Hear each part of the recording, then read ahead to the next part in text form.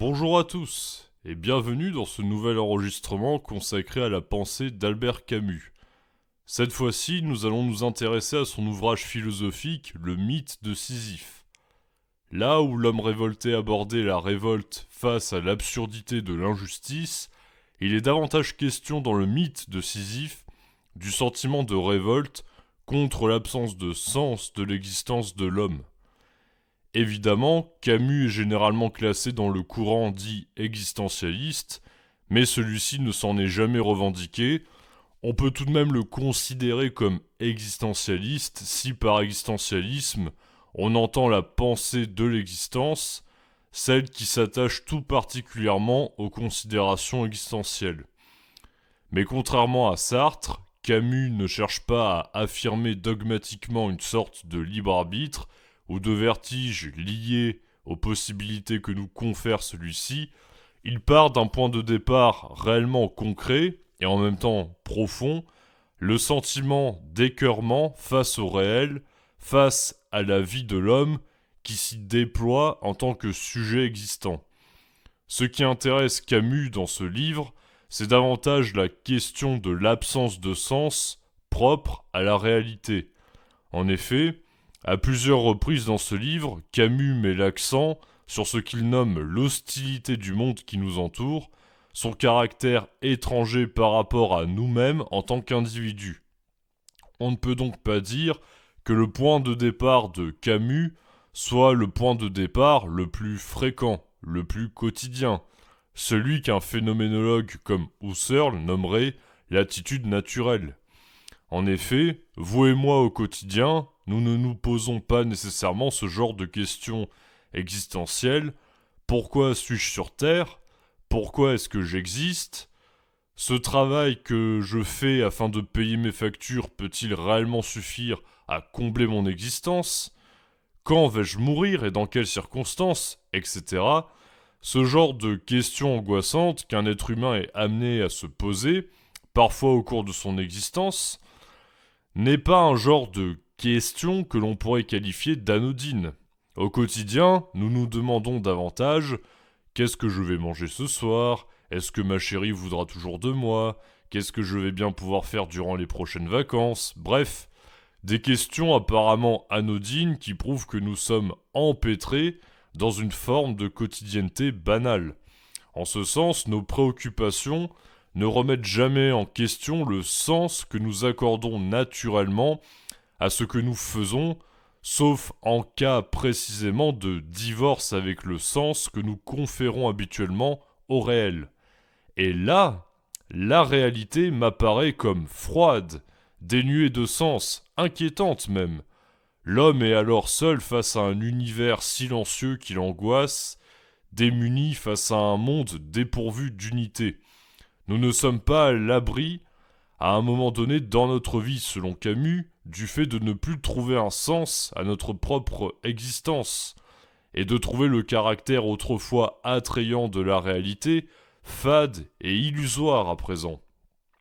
Il va falloir se demander maintenant pourquoi l'homme peut en arriver à se sentir paumé, déboussolé, et à ne plus parvenir à donner du sens à sa propre existence. Quels sont les éléments qui amènent une personne à un malheur tellement profond sur un plan existentiel qu'elle pourrait même en venir à souhaiter la fin de cette existence, quitte à l'abréger volontairement ? L'ouvrage s'ouvre en effet sur un chapitre nommé « L'absurde et le suicide ». Camus s'intéresse donc dès le départ à un acte qui est tout sauf anodin et qui est le suicide. Il va même aller jusqu'à dire qu'il n'y a pas de problème philosophique plus sérieux. Je cite « Il n'y a qu'un problème philosophique vraiment sérieux, c'est le suicide. Juger que la vie vaut ou ne vaut pas la peine d'être vécue, c'est répondre à la question fondamentale de la philosophie. Le reste, si le monde a 3 dimensions, si l'esprit a 9 ou 12 catégories, vient ensuite. Ce sont des jeux. Il faut d'abord répondre. Et s'il est vrai, comme le veut Nietzsche, qu'un philosophe, pour être estimable, doivent prêcher d'exemple, on saisit l'importance de cette réponse puisqu'elle va précéder le geste définitif. Ce sont là des évidences sensibles au cœur, mais qu'il faut approfondir pour les rendre clairs à l'esprit. Fin de citation. Ici, Camus tacle gentiment le criticisme kantien qui établit avant toute chose les conditions de possibilité de la connaissance. Kant, dans son analytique des principes, dans sa critique de la raison pure, cherchait en effet à établir les catégories mentales qui nous permettent la synthèse des différentes informations sensorielles qui constituent la matière de la connaissance. Rien que ça. Ça a l'air vachement important et vachement compliqué son truc. Eh bien, pour Camus, c'est encore dérisoire, c'est un simple passe-temps d'intellectuel qui demeure peu sérieux comparé à l'envie de se foutre en l'air. On peut d'ailleurs penser que nombreux sont ceux qui ont voulu se suicider en essayant de comprendre l'idéalisme transcendantal de Kant jusqu'au bout. Plus sérieusement, j'en parle ailleurs et je ne veux pas faire fuir les kantiens, ni même les existentialistes qui ne veulent pas être assommés par un cours sur la théorie de la connaissance de Kant, donc vous irez voir cet enregistrement si ça vous chante. Toujours est-il que si Camus dit ça, c'est parce qu'il estime que le suicide est extrêmement sérieux, puisqu'il met fin de manière délibérée à la vie de l'être humain. On peut tout à fait vivre sans savoir par quelle catégorie mentale nous déterminons notre connaissance du réel. Mais on ne peut pas vivre, apparemment, sans pouvoir donner un sens à notre propre existence. Et le suicide en témoigne. Celui qui ne veut plus vivre et n'a plus goût à la vie ne parvient plus à donner un sens, une unité au chaos du monde qui lui apparaît. Ce qui avait de la valeur ou de l'intérêt pour lui jusque-là s'effondre et se révèle à lui comme étant finalement illusoire. Si vous avez déjà traversé ce genre de crise existentielle, ou au moins une fois dans votre vie on va dire, vous devez normalement avoir une idée de ce dont Camus veut parler. Tout l'enjeu de l'ouvrage va être de concilier l'absurde comme absence totale de sens, inhérente à la réalité, avec le bonheur. N'en déplaise à Hegel, le réel n'a rien de rationnel, il n'a que le sens qu'un sujet lui donne pour pouvoir ensuite le rendre supportable ou agréable. Comment être heureux si nous sommes tout bonnement amenés au cours de notre vie à faire face à un sentiment de désenchantement profond face à un monde qui nous apparaît comme étranger, dans lequel nous ne parvenons pas à trouver durablement notre place et où même nous nous demandons sérieusement ce que nous y faisons. Et tout d'abord, par quel biais pouvons-nous nous trouver en présence de cet absurde dont nous parle Camus ? Je vais synthétiser ces points-là en prenant des exemples concrets, car il faut bien reconnaître que la tentation du suicide et l'affirmation de l'absurdité du monde ne vont pas de soi. Camus dégage plusieurs facteurs qui peuvent expliquer le malheur lié au sentiment d'absurde. Tout d'abord, il y a la répétitivité et la monotonie du quotidien. En effet, c'est d'ailleurs en bonne partie pour cela que le titre de l'ouvrage porte celui de Mythe de Sisyphe. Sisyphe, héros tragique de l'Antiquité grecque, est un individu rusé qui a défié Zeus à plusieurs reprises, condamné pour avoir violé la fille d'une personne qu'il avait volée et pour avoir dénoncé le kidnapping d'une jeune fille sur laquelle Zeus avait jeté son dévolu. Il a échappé à la mort plusieurs fois par sa ruse et séjourne désormais dans le Tartare, la région la plus reculée des Hadès, où il doit remonter sans cesse un gros rocher le long d'une pente, rocher qui redescend fatalement et que Sisyphe devra remonter pour l'éternité. Ce mythe est devenu par analogie un symbole de la condition humaine. Nous passons notre vie à accomplir des tâches répétitives, épuisantes, usantes même, à tel point que l'on en vient souvent à se demander « à quoi bon tout ça ?» D'ailleurs, Camus fera un rapprochement intéressant en abordant le mythe de Sisyphe avec le prolétaire qui travaille toute la journée à l'usine, considérant ainsi que le prolétaire, comme le Sisyphe moderne, Sisyphe ou travailleur dans une usine, c'est finalement le même combat. Il y a donc le caractère potentiellement dénué de sens de notre activité journalière, du fait de sa répétition et de sa dimension ingrate qui peut nous amener à prendre la mesure de l'absurdité du monde dans lequel nous vivons. Si nous ne vivons que pour payer des factures et nourrir notre corps, quel intérêt franchement? À quoi bon être un être humain qui est doté de pensée d'ailleurs? Au moins l'animal se contente de survivre et de se reproduire sans se poser autant de questions. Oui, mais précisément, Camus explique cela par le fait que l'on soit avant tout des individus vivants, puis pensants. On vit avant de penser, raison pour laquelle on peut vivre malgré toute absence de sens. Nous vivons la tête enfoncée dans le guidon, et c'est seulement parfois, en prenant du recul sur notre existence, que nous nous disons « Mais finalement, à quoi bon ? Pourquoi rester en vie dans ce monde auquel je m'efforce de donner un sens artificiel ?» Nous prenons l'habitude de vivre avant d'acquérir celle de penser, nous dit Camus. Contrairement à ce que disait Descartes, ce n'est pas en pensant que j'affirme mon existence, j'existe avant même de penser, et c'est pour cela que ce genre de questionnement existentiel arrive après coup, et en vient à me freiner, voire à me déprimer, car tôt ou tard, l'homme en vient à attester d'une perte de sens du monde qui l'entoure. Par ailleurs, c'est pour cela que, selon Camus, il est possible de vivre en étant parfaitement ignorant et qu'il apparaîtrait comme préférable, tel Galilée, de ne pas chercher à dévoiler la vérité trop brutalement aux fanatiques lorsqu'on la découvre si l'on veut rester en vie. Après tout, que le soleil tourne autour de la Terre ou que ce soit la Terre qui tourne autour du soleil, qu'est-ce que cela va changer à ma vie? En revanche, il est possible de ne pas vouloir rester en vie face au sentiment d'écœurement lié à la répétitivité du quotidien et à son caractère lassant, et face à l'absence de sens profond et substantiel que je cherche désespérément autour de moi sans parvenir à le trouver. Ce qui m'amène au deuxième point, qui est majeur au sein même de l'ouvrage pour prendre la mesure de l'absurde, l'absence de sens inhérent au réel.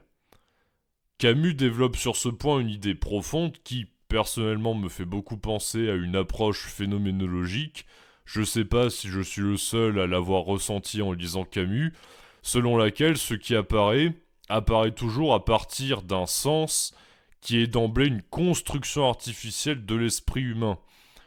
Au quotidien, je n'interroge jamais ce qui m'entoure, je suis dans ce que Husserl appellerait l'attitude naturelle justement.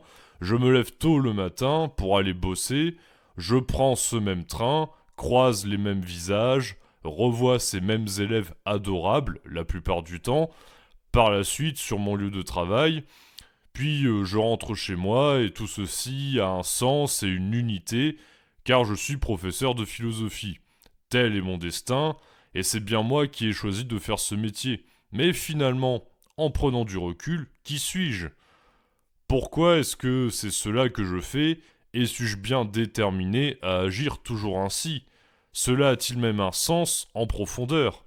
Après tout, ces repères qui jalonnent mon quotidien et qui rythment mes habitudes sont le produit de mon rapport intime au monde, le résultat de mes propres aspirations. Elles sont subjectives, peut-être fluctuantes, et sans doute moins solides que je ne veux bien l'imaginer. Il n'y a pas un destin ou une rationalité divine qui confère son sens au monde et qui m'a choisi pour enseigner la bonne parole du divin Platon jusqu'à la fin de mes jours. Tout du moins, je peux m'en convaincre, mais je ne pourrai jamais en être sûr, car je ne dois ce sens donner à ma vie quotidienne qu'à moi-même. Je suis seul, tel un petit bricoleur, qui essaye tant bien que mal de donner un peu de sens et de saveur à sa petite existence, mais dans le fond, ce sens-là n'est qu'un sens artificiel et développé à partir de mon propre esprit. Il n'y a nulle transcendance extérieure à moi-même qui pourrait me rassurer en me disant « Oui, mon petit, c'est bien là la voie que tu dois suivre, et je t'ai choisi pour cela. » La vie, en tant que telle, n'a donc aucun sens inhérent, intrinsèque. C'est ainsi qu'en bon nietzschéen, Camus affirmera d'ailleurs la vie elle-même, pour elle-même, sans artifice autre que celui qui vient du sujet, à l'inverse d'une norme divine transcendante, ou immanente au réel qui serait chargée de nous rassurer en nous disant que nous sommes bien dans la bonne direction. Si on fait un point rapide sur ce que l'on vient de développer jusque-là, l'homme, pour rester en vie, doit sans cesse répéter des actions laborieuses et lassantes de façon cyclique, mais en plus de cela, il ne peut même pas avoir la certitude absolue que tout cela a un sens, et il peut avoir de la peine à s'en convaincre lui-même. Mais ce n'est pas tout, car en plus de cela, voilà que tout ceci aura nécessairement une fin. Oui, c'est là qu'intervient le troisième point qui nous fait ressentir l'absurdité de l'existence, la mort qui vient y mettre un terme. Non seulement on est tôt ou tard lassé de la vie, potentiellement désorienté au sein même de cette dernière, mais en plus, on sait que tout ça est amené à prendre fin à un moment donné. Vous me direz, pour les plus endurcis d'entre vous, oui, et alors, hein? C'est dans l'ordre des choses. Il faut bien mourir un jour, et puis c'est comme ça. Sauf que la mort, précisément, c'est une chose que l'homme ne peut ni prévoir, ni contrôler. Je peux espérer secrètement mourir de vieillesse, dans mon lit, entouré de mes proches, ce qui serait la mort la moins pénible possible, mais finalement, qu'est-ce que j'en sais? Nombreuses sont les morts accidentelles et imprévues, les décès qui, même à un âge avancé, ne sont jamais de toute façon réellement anticipables. Je peux même m'endormir un jour et ne pas savoir à cet instant qu'il n'y aura pas de lendemain. Le devenir, au sein duquel nous sommes placés, nous échappe donc toujours un minimum. Nous faisons au mieux pour aller de l'avant, mais nous ne pouvons pas nier que nous ne sommes pas éternels et que la fin de notre existence ne nous appartient pas.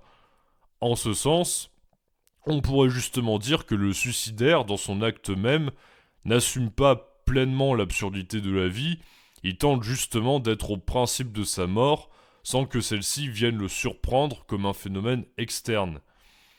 La mort qui m'empêche de me projeter de façon réellement durable, en rendant potentiellement vaines et illusoires mes tentatives de projection, est alors sous mon contrôle. Je décide de partir quand je veux.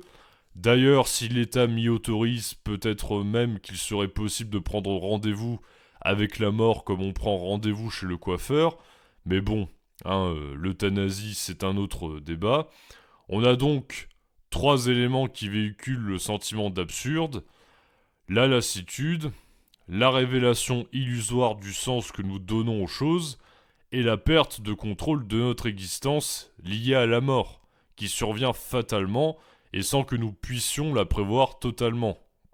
Il faut maintenant que j'insiste sur un point précis pour éviter tout contresens ou mauvaise compréhension de la thèse de Camus, même si on peut le deviner à partir de ce que j'ai dit, c'est que l'absurde n'est pas une donnée objective ou inhérente au réel. Ce n'est pas parce que le réel n'a pas le sens qu'on essaye en vain de lui donner, dans notre petite sphère intime, qu'il est objectivement dépourvu de sens. En réalité, l'absurde est un sentiment d'éloignement lorsque ce qui me paraissait familier et réconfortant devient soudainement froid, silencieux et inquiétant. Pour le dire de manière claire et synthétique, l'absurde n'est ni strictement humain et subjectif, ni strictement extérieur à l'homme et mondain. L'absurde est le sentiment d'étrangeté et d'éloignement entre l'homme et son monde, qui résulte de la confrontation entre les deux. L'absurde est comparable à un divorce en un sens. Pourquoi un couple divorce ? Parce qu'il ne parvient plus à communiquer, parce qu'il ne s'aime plus, parce qu'il ne parvient plus à trouver un sens à la relation qui jusque-là faisait sens à leurs yeux. Eh bien, pour l'homme, soudainement lucide face à l'absurdité de sa vie, c'est pareil. La confrontation entre l'homme et un monde soudainement étranger et privé d'une unité substantielle véhicule aussitôt le sentiment d'absurde. Camus dit précisément la chose suivante: l'hostilité primitive du monde, à travers des millénaires, remonte vers nous. Pour une seconde, nous ne le comprenons plus, puisque pendant des siècles, nous n'avons compris en lui que les figures et les dessins que préalablement nous y mettions. Puisque désormais, les forces nous manquent pour user de cet artifice, le monde nous échappe puisqu'il redevient lui-même. Fin de citation. Dans l'absurde, je prends la mesure du monde illusoire que j'ai tenté d'humaniser, de rendre familier et conforme à mes aspirations personnelles. Or, dans la présence commune de moi en tant que sujet et de ce monde, que je ne reconnais plus, apparaît l'absurdité. Mais maintenant que l'on a bien compris que notre monde était absurde et que l'on était fichu de toute façon, pourquoi ne pas arrêter immédiatement cet enregistrement et se foutre en l'air? Oui, parce que bon, c'est bien beau tout ça, mais c'est foncièrement déprimant et on aimerait bien que Camus nous prescrive une solution s'il en a une. Sinon ça sert à rien, tout ce qu'il raconte. Eh bien, il en a une et on pourrait qualifier en un sens Camus de pessimiste optimiste, ce qui est très bizarre comme appellation, je vous le concède. À supposer donc que ça veut dire quelque chose. En fait, la conscience de l'absurdité vécue dans notre confrontation au monde doit être non pas une source de malheur inexorable, mais au contraire, la source de notre bonheur. Oui, on peut être heureux et même se sentir libéré du fait de l'absurdité consciente du monde dans lequel nous vivons. Je cite Camus, « Il s'agissait précédemment de savoir si la vie devait avoir un sens pour être vécue. Il apparaît ici au contraire qu'elle sera d'autant mieux vécue qu'elle n'aura pas de sens. » Fin de citation. Je vais m'appuyer maintenant ici sur divers extraits du chapitre consacré au mythe de Sisyphe où Camus file la métaphore de Sisyphe jusqu'au bout et montre ainsi en quoi affirmer l'absurdité de notre monde n'empêche pas le bonheur et permet même celui-ci, bien que ça n'ait apparemment pas de sens. Mais tout d'abord, avant d'en venir à ce très beau chapitre, il convient d'évoquer les mauvaises solutions pour faire face à l'absurdité de l'existence. Camus commence donc par nous montrer quelles sont les mauvaises manières de faire face à l'absurde. Comme ça, il évacue ce qu'il faut pas faire, ensuite il nous donnera la solution. C'est très méthodique, donc l'une de ces façons d'y faire face à l'absurde, ça serait le suicide comme solution la plus radicale, mais aussi comme absence de solution, justement, quelque part. C'est d'ailleurs pour ça qu'on dit à celui qui aimerait en finir, oh, les solutions dans la vie, ça existe.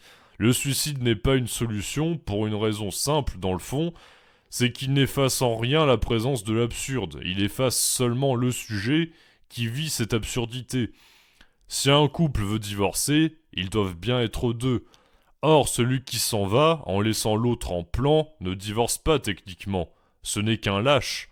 Autrement dit, le suicide nie la valeur de la vie, qui persiste malgré son absurdité. Il est la conséquence du fait de ne pas avoir compris que la vie n'avait pas besoin d'avoir un sens inhérent et intrinsèque pour être supportable et même agréable.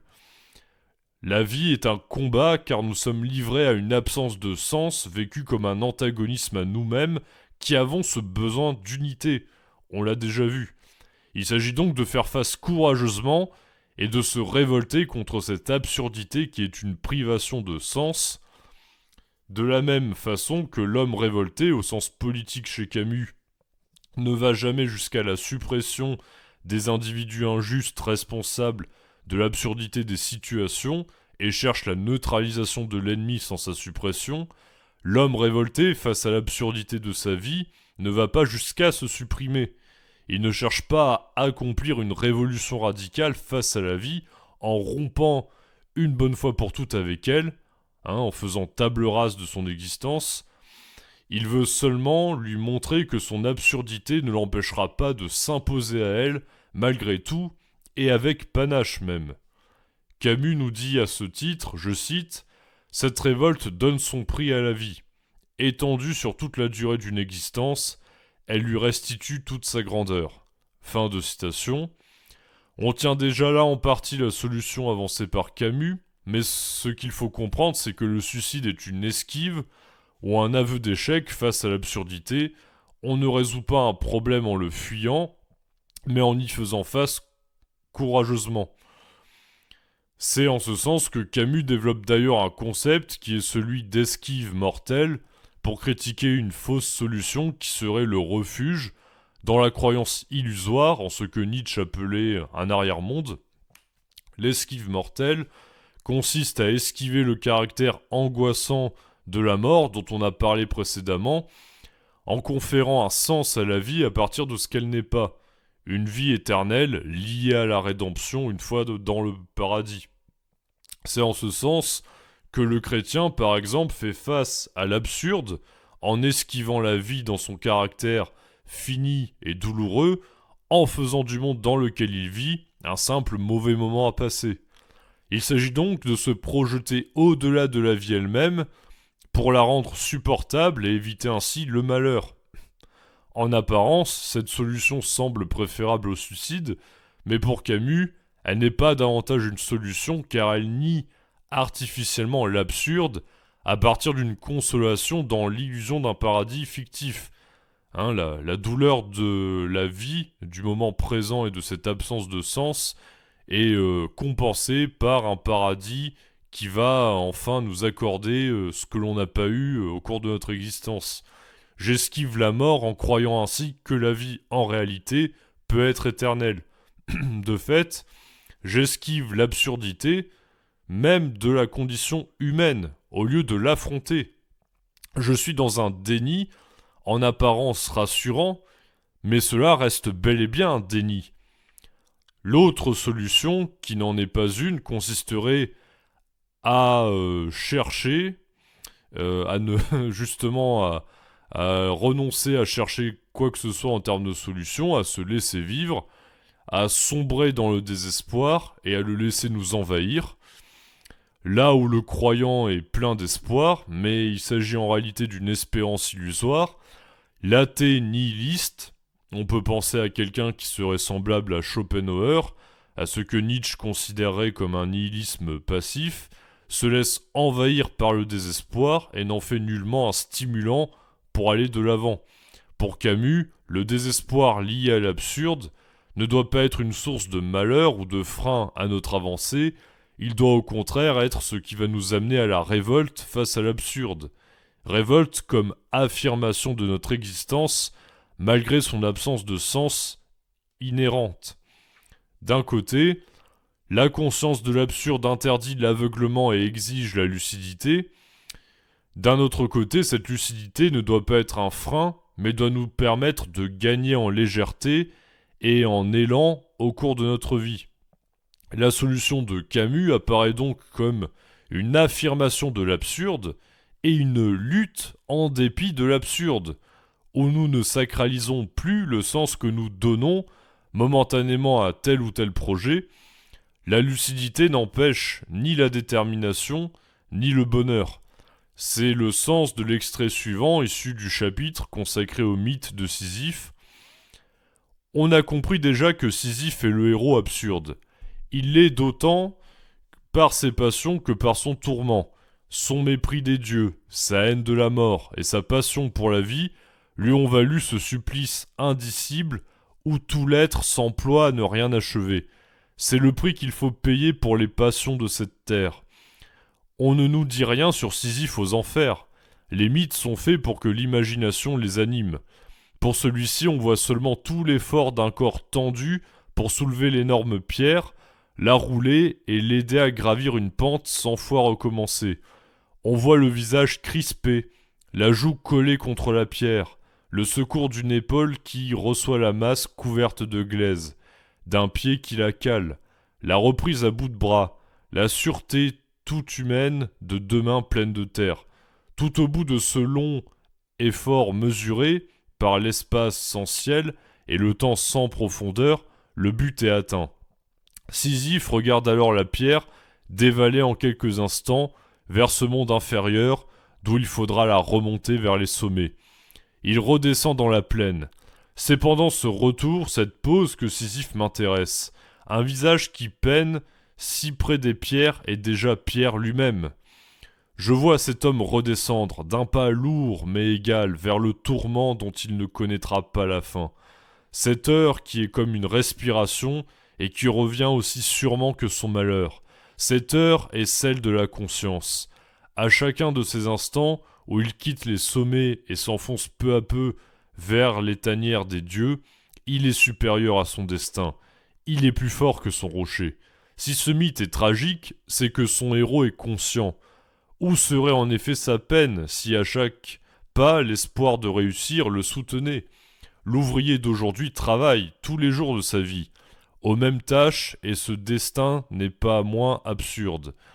Mais il n'est tragique qu'au rare moment où il devient conscient. Sisyphe, prolétaire des dieux, impuissant et révolté, connaît toute l'étendue de sa misérable condition.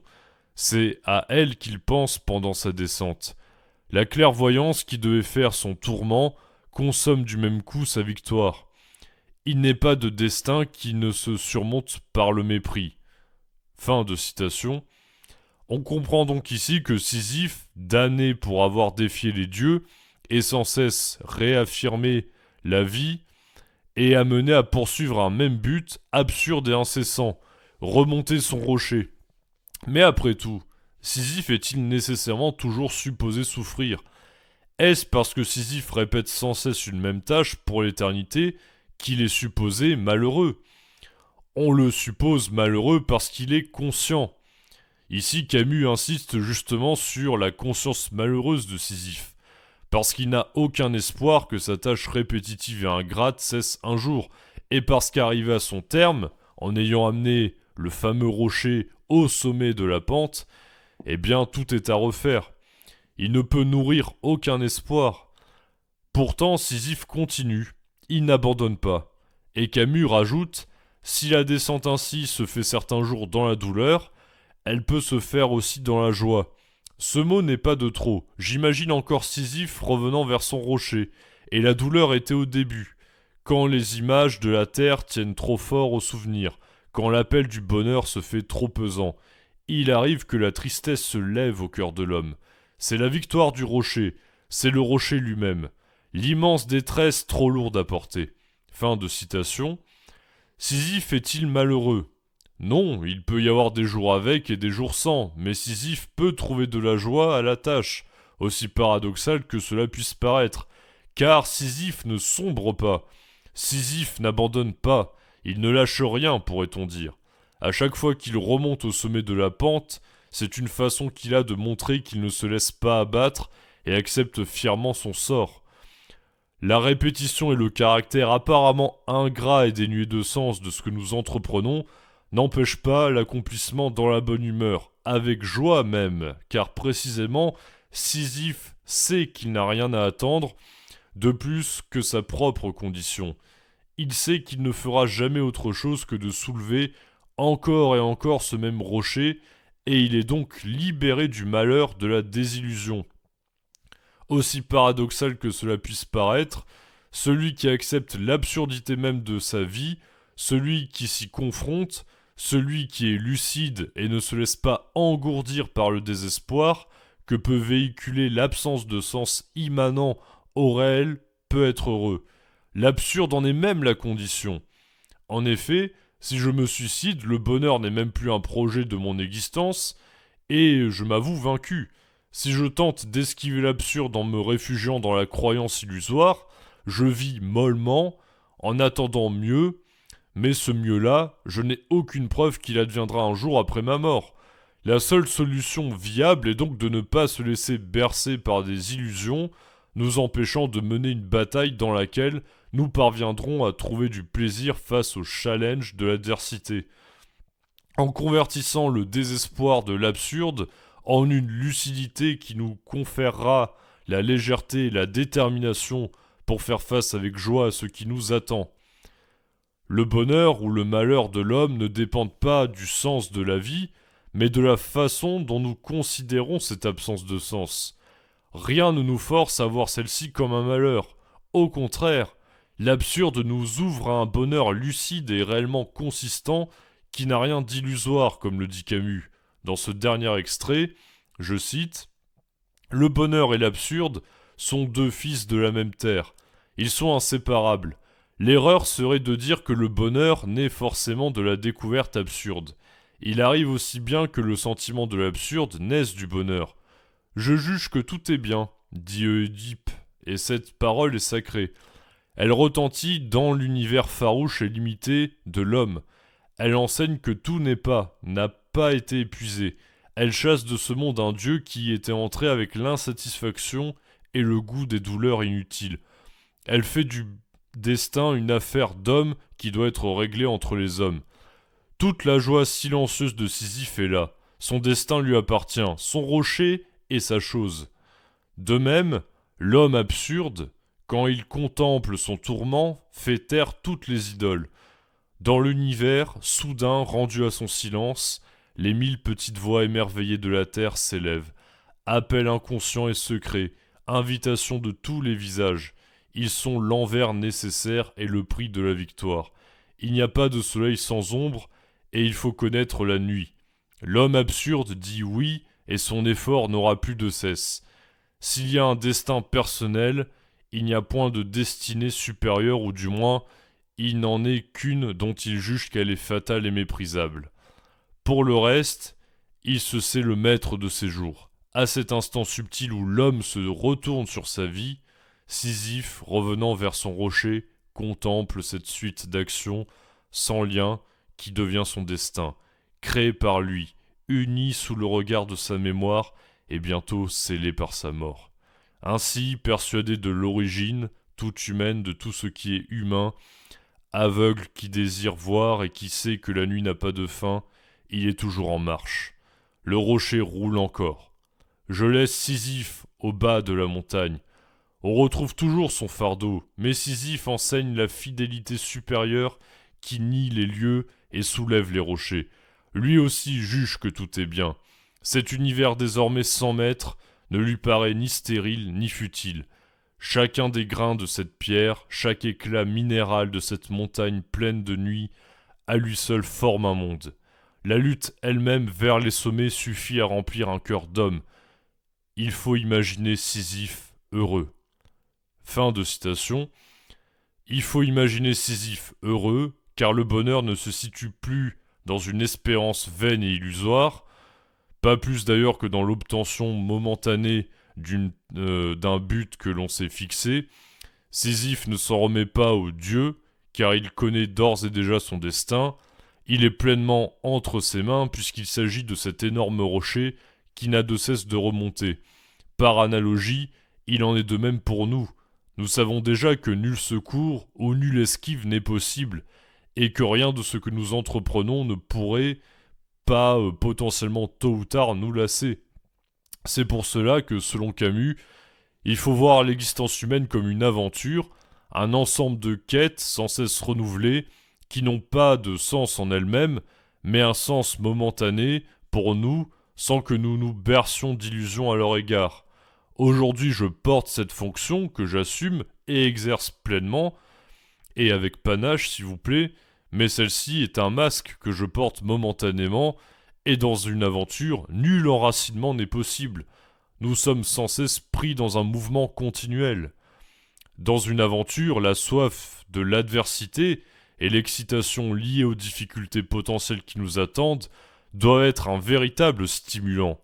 Sisyphe est heureux car il a un but, et un but qu'il ne sacralise pas et accomplit toujours avec panache, de manière lucide, sans rien attendre de plus que cela. Nous pouvons donc être heureux nous aussi, en gardant les yeux ouverts, tout en poussant sans cesse cette roche, avec la légèreté de celui qui n'attend plus rien d'autre, et la détermination de celui qui s'y engage pleinement, sans pour autant prendre tout ceci trop au sérieux. Assumer l'artificialité du sens que nous donnons aux choses, mais apprendre à les aimer pour cela. Voilà la clé du bonheur selon Camus.